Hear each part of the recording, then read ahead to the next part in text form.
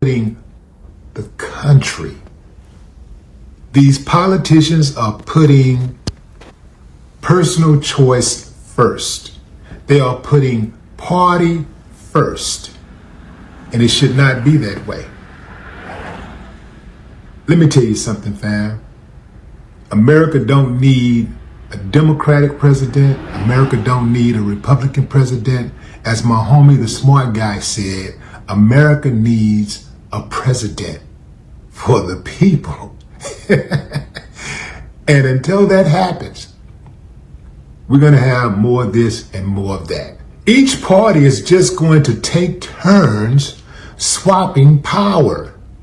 They're going to take turns abusing power because they know all you got is this or that. Elect this party this cycle and you're going to be tired of them in 4 to 8 years.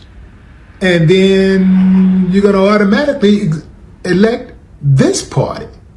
You know, you're going to ride with this party, the next one, because you ain't got no other choices. Well, you got other choices, but you won't exercise them. You got other choices, but you're too afraid. You're too afraid to exercise them. You're too afraid to take a chance. Shalom. No, what he's referring to is in the scriptures. It said that he had 2 horns like a lamb, and he spake as a dragon. I want to give all praise, honor, and glory to Yahweh, Bahashem, Yahushua, Bahashem, Rakak, Kodash. Double honor to the apostles and elders of Great Millstone who still rule and teach well, and peace and blessings and safety to the Lord's elect. Now, this is Willie D live. I'm subscribed. And you heard what he said. The reason why I'm doing this video is because of what he was going into, how you got 2 opposing parties. Now, he still believes in, you know, I guess, prosperity here. I don't know if he knows or understands that he's a Hebrew Israelite, you know, but he is, you know, you are a Hebrew Israelite, Mr. Willie D. And the thing is, the Hebrew Israelites, we're looking for salvation. You know, we're not looking for a president for the people. You know, forget the presidents, man. Just get the government out of your mind and get Yahweh Bahashem Yahushua in your mind. Yahweh being the name of the Heavenly Father. Bahashem means in the name.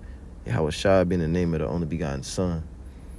And because that's how we're going to be delivered from all this madness that this system throws at us. You know, and like he said, you have the illusion of choice. You have 2 opposing parties. He said the parties was working together to trade power, he said, to trade power. And like I said at camp, when somebody's pulling you, if you have somebody that's only pulling you one direction, they can't really lead you where they want you to go, because and if they do, it's going to take them twice as long, because they're going to have to go in a complete 360 in order to get you there. But if they're pulling you 2 different directions, now they can guide you 3 steps up this way, and then they can guide you, 4 steps to the left, 2 steps up to the right, 3 steps up to the left, 3 steps up to the left, 4 steps to the right, 4 more steps to the right, and before you know it, you right on the X wherever they wanted to lead you to. Like when they got choreography, they put X's on the stage so that the dancers and the people that's performing could know where they're supposed to stand at. So those 2 different opposing parties, the Democrats and the Republicans, that goes back to the ancient Roman Empire, because America is the Roman Empire revitalized, brought back to life through America, NATO, and the EU. I'm going to read about America here in Revelation chapter 11. Excuse me. It's like in Revelation chapter 13 and verse 11. It says, "And I beheld another beast coming up out of the earth." That other beast is talking about America. "And he had 2 horns like a lamb, and he spake as a dragon." So the 2 horns like a lamb. You know, a lamb is a soft, docile, harmless creature, you know, for the most part. You know, a lamb is a gentle creature. You know, so they come at you, well, they show you something that's gentle. They show you America, You know, it's a place of opportunity, you know, equality, and the American flags and the commercials. And, you know, they show you the appearance that they give you in the media is like a lamb. But when you actually get here, it's a dragon, because he's devouring you through his two parties. Revelation chapter 13 and verse 11, I beheld another beast coming up out of the earth, and he had two horns like a lamb, and he spake as a dragon. And when you go to the word dragon in the Greek, is drakon, which goes back to the Draco, which was an Athenian law scribe, and he was known for having harsh punishments for minor offenses. He was known for putting a lot of people to death just for minor crimes. So the term dragon or Draco comes from that Athenian law scribe who devoured people through harsh laws. And the further we get into this thing, the more divided that this country gets. And the reason why it's more and more divided is because, again, like he said, they're bouncing you between them two parties. And they having each party push more and more extremely contrary ideals. You know, it's one thing if you believe in this, but then if the opposing party believes in the complete opposite of that, I mean, as far as they can go, that's what they're doing right now. So, you know, the tensions are high when their party loses, because now everything that you don't believe in is going to be instituted. Revelation 13 and 11, and the division just grows greater and greater. And so with that division growing greater and greater, he's going to have to bring harsh laws to bring order, the order that he wants, which was the plan from the jump. One of the mottos of the top international banking families is Odo ab Chaos, which means order from chaos. So again, they give you the illusion of choice. They had two horns like a lamb. Now in the ancient Roman Empire, you had the plebeians and the patricians. The plebeians and the patricians. And the plebeians represent the Democrats, and the patrician goes back to patriot. The patriots are the Republicans. The Democrats were like the lower middle class, you know, whereas the patricians, I mean the plebeians were like the lower middle class, whereas the patricians were more of like the upper class. Revelation 13 and 11, I beheld another beast coming up out of the earth, which is America, and he had two horns like a lamb, and he spake as a dragon. So they're giving you the illusion of choice in order to lead you to where they want you to go. Verse 12, and he exerciseth all the power of the first beast before him, which was the ancient Roman Empire, and causes the earth and them which dwell therein to worship the first beast, whose deadly wound was healed. The Roman Empire was healed via America, NATO, and the EU. So America is exercising all the power of the first beast of the Roman Empire, and I just explained how. I just explained that they're using the same government setup. The Romans had a Senate house. Let's get that. The Roman Empire had a Senate house. This is First Maccabees, chapter 8. And this is dealing with these Edomites, right? Not the Romans. This is dealing with the Edomites, but the Romans were Edomites. And when you go to Daniel 7, let me hold that as well, because it tells you that the fourth beast was diverse from the others. Diverse meaning different. The other previous beasts, the other previous kingdoms of the world, they all had kings. They all had a monarchy. They all had a royal line. It wasn't until the Greeks and the Romans, which is the so-called white man, the Edomites, according to the Bible, it wasn't until them that you had this government where people vote, you know, for one man to be king, and he rules for a certain period of time, and then you vote for another person. That's pretty much madness. You know, that's straight up confusion. That's demon rule, as the word democracy means. Demo meaning demon, crazy meaning rule. This is Daniel chapter 7. Let me just get this real quick. Daniel 7 verse 7. And it says, after this I saw in the night visions, and behold, a fourth beast, dreadful and terrible, and strong exceedingly, and it had great iron teeth. And that's referring to the ancient Roman Empire. it devoured and break in pieces and stamped the residue with the feet of it. So this dragon is devouring you too. He's exercising that same power of the first beast. He's devouring you too.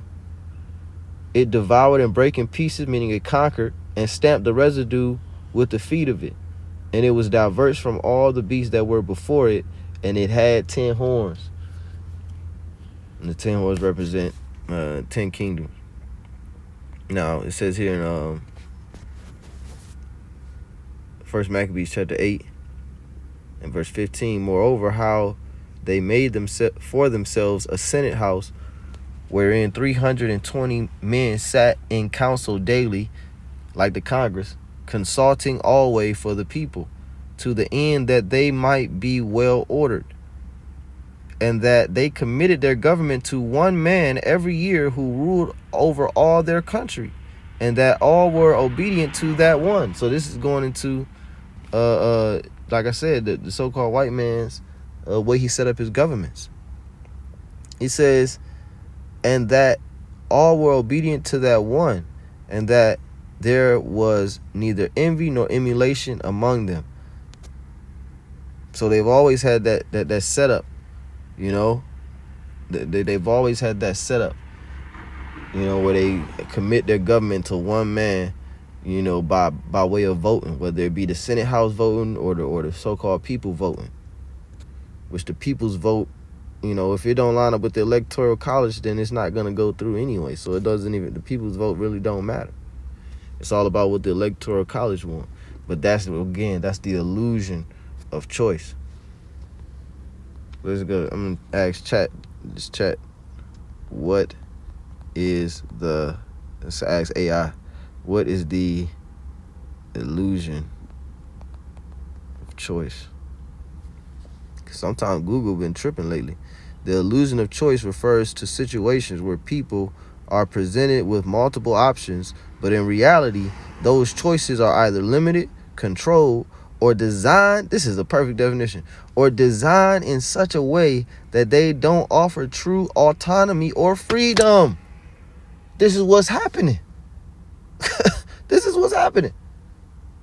It says, this creates the perception that a person has freedom in making a decision when in fact their options are either predetermined or heavily influenced by external factors.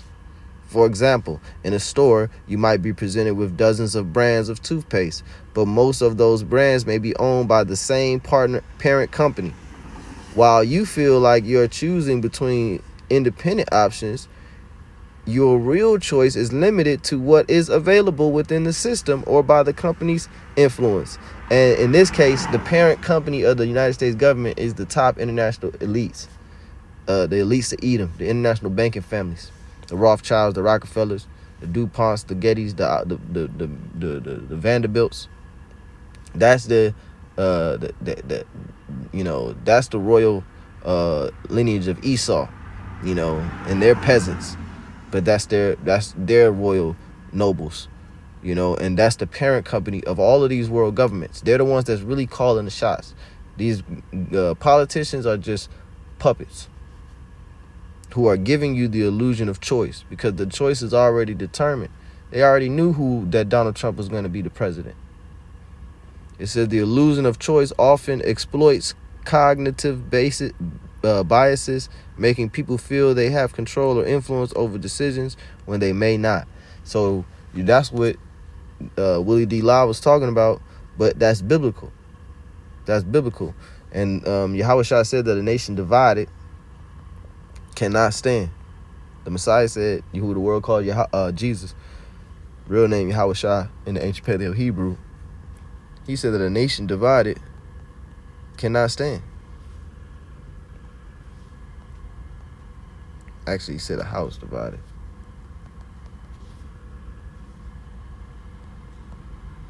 For some reason, it's not popping up. Matthew chapter 12 and verse 25. Actually, let's go to Mark chapter 3, verse 25, verse 24. And if a kingdom be divided against itself, that kingdom cannot stand.